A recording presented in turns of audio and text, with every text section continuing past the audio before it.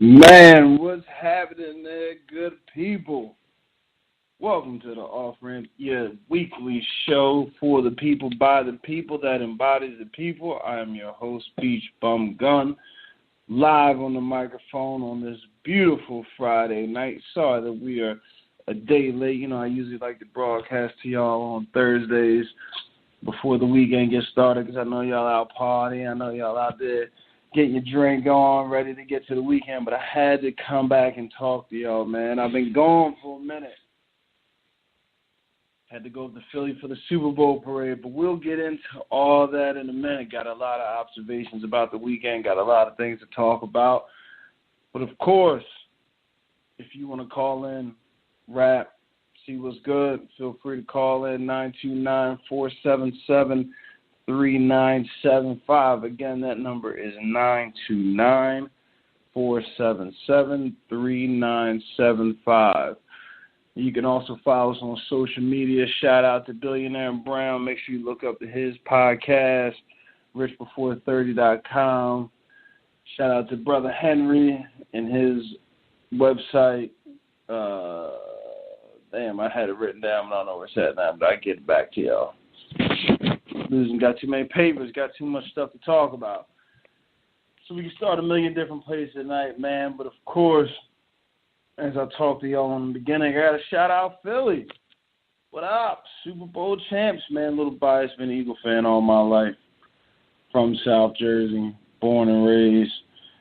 So this was a huge moment for me. You know, it's funny how you grow up with a team, you grow up rooting for a team that's always involved in good sports but doesn't ever win the ultimate prize. When it finally happens, it feels like it's a relief.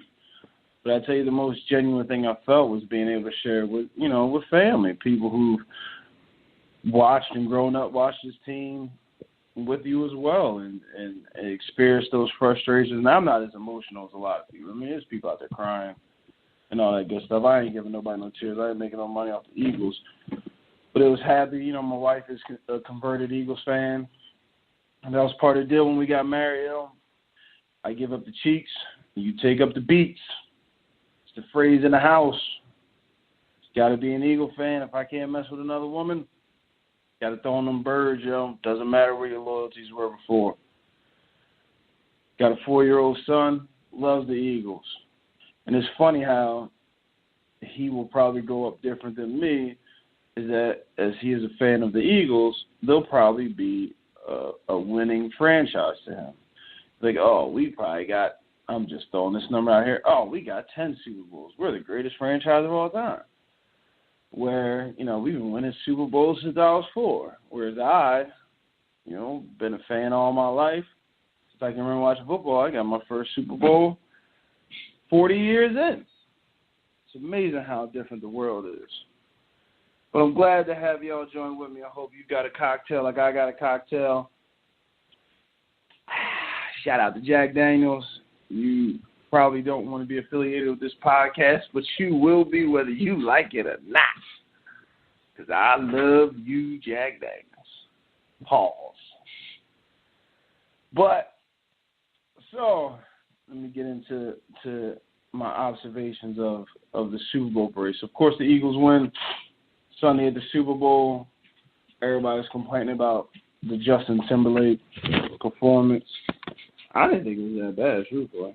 I mean, Justin Timberlake did a good job to me, but I couldn't really get into the commercials. I couldn't really get into the halftime show because I was so concerned about the game. So the Eagles win, had way too much to drink, partying. There's videos of me running around, spitting champagne on people. My apologies, but I had my flu shot, which I want to get into y'all and y'all flu shots because y'all out here ready to die because of the flu. And y'all could have prevented this shit, but you're ignorant. But we won't get into that.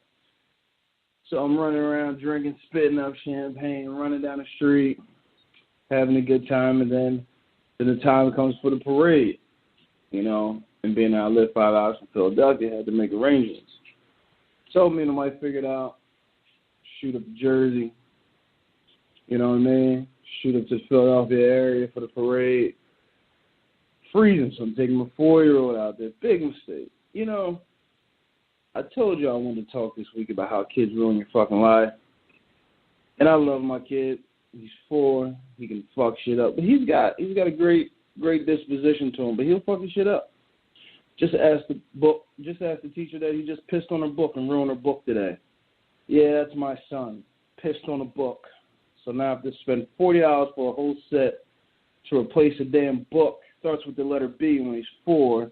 These kids should already know what the letter B is. Why I got to replace a book? I probably don't have to, but you got to pose some type of decorum when you're in these certain schools. But I feel like if she cares so much about that damn book, she shouldn't have given it to a 4-year-old and not watch them. Anyway, that's on another tangent. We'll talk about kids ruining your life. So I take my kid out to the parade, 30-degree weather. Got the hookup. Mom's got the hookup. Mom's a snitch, works for the government, works right downtown. So, boom, we was in the city, parked in the snitch joint. Great parking spot. I mean, Mom's really looked out because they were shutting down trains. They basically was telling you, if you ain't buy a ticket the day before, you wasn't getting a Philly. So we get out over there, walk the kids to the parade, right there on Broad Street, in the midst of the thick of things. Got the wife, kid, baby sister, mom, dudes. So we're in the thick of things. So in my mind, I'm thinking, okay, so first mistake that I realized. Let me tell you how my mind works.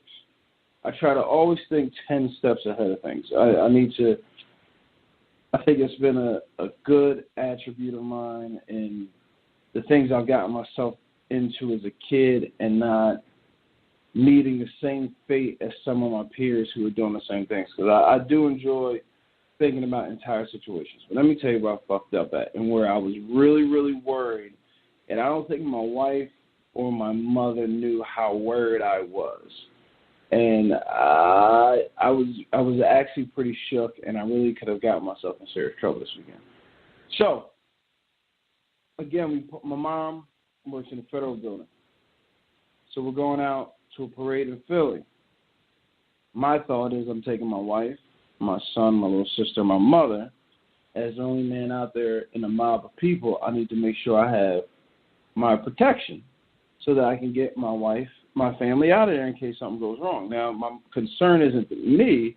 My concern is this, and not that I thought something might happen, but when you got all the women, the immediate loving women in your family with you, I need to make sure if something jumps off, I can get them into a direction where they can get out. So, of course, I have a gun on me and I have a knife on me. But it's 30-degree weather. I've snuck bottles of Jack Daniels in the Giants football stadium because my coat's so thick and so big. But what I didn't realize is parking in a federal building, taking an illegal gun in there, like I'm probably going to jail for a long time. So, but I'm not thinking that this is the one mistake that I didn't think through. So we park in the garage, and I'm adding layers because, of course, we're going to be outside. So I'm adding layers. I'm making sure my gun's in a good spot. I didn't even catch it then. I didn't even think it then. It wasn't until we came up the elevator, and I stepped off, and I see 2 dudes with guns, badges, and a metal detector. And I say to myself, oh, you done fucked up now. And I can't let my wife know at that moment because my wife, she's such a wonderful woman. But if I told her that, she's immediately snapping on me. Like she's not, okay, how are we going to get out of this? She's immediately with the, you dumb idiot. What were you thinking? Why would you do this? How could you be so stupid? You're going to go to jail forever. I got to raise this kid on my own. And she's told me when we first started dating, I ain't no ride or die chick. You get locked up, you staying in there. So I already know that she's going to be with someone else while I'm locked away for 15 years. And there's nothing I can do about it at this point. Now, my mom, she's oblivious. You know, she's in her second childhood. She's single, ready to mingle. So she starts flirting with the security guys, talking her stuff, because, of course, they know her. She works there. So I'm thinking to myself, man, we're going to have to walk through these little bars, and I don't know if they're going to realize that something's wrong with me. So, but of course, in Philly for the parade, no one's at work. You know, they're like those skeleton crews, so that's why we were sneak in there. So they say, you know, what you doing here? My mom says, oh, brought the family. Can they come through? And he said, as long as they with you today, then you're good. Oh, we're just going to the parade. Oh, have fun. So I'm still dreading walking through their little spot because I don't know what could go off. Or because I don't know if they have like little body scanning like the joints in the airport where they could just see the picture of me with a gun. And then now I'm going to jail. So I'm like, all right, how am I going to do this? So they, of course, what do all people do? When you have a kid around you, they start talking to the kid. So as soon as they start talking to my son, oh, you like the Eagles? All that dumb shit that creepy people do to someone else's kids when the flu's going around that most parents hate with the whole don't touch my kid, you don't know my kid. Yeah, as soon as he started doing that, I slid right through them 2 poles. Didn't hear a beep, so I'm not sure if anything was on or if they noticed or what, but I made sure I got on the other side of the barrier. So I said, whew, made this one. They're still talking to the kid smiling. I'm like, okay, made it through this one. And then at that moment, I said, shit, we got to come back in eventually. But I'm not leaving my gun on Philadelphia. In the streets, are you crazy? I'm not going to throw that thing away. You know how many cops was out there? So, all right, so fast forward, we get through there. We go to the parade. Now, this was the first time in my life that I realized things were out of control. Like, life was out of control. Think of the Hunger Games with black people, beards, and weed. With some white people sprinkled in there. I'm not going to act like it was a diverse crowd, but it was a lot of black people, it was a lot of beards, it was a lot of white people. Well, it was I'd say it's about 50-50. Well, not 50-50. Where we were at, it was more black people. It was a good number of white people, but the demographic that was dominant was probably like 21 to like 29-year-olds. And I don't remember being like this. But I'm pretty sure I was. But they did not give a fuck about anything. And it was the first moment I got my son on my shoulders. I got my wife next to me, my mom next to me, my sister next to me, and I'm looking around and I thought to myself, there's no way I can protect them. I can't even protect myself. Because if shit goes bad out here, there's nothing you can do about it. So we were out there, and we got a nice little spot right up front. Kids start standing on the dump trucks. Now, mind you, like you kind of expect that they had dump trucks to block the street so that the parade can go by. The funniest thing to me was there was a guy, like it was like a worker, actually like sitting in the dump truck. And then people just start jumping on it, start stomping on it. People start throwing beer cans at the people on the dump trucks, which I never got.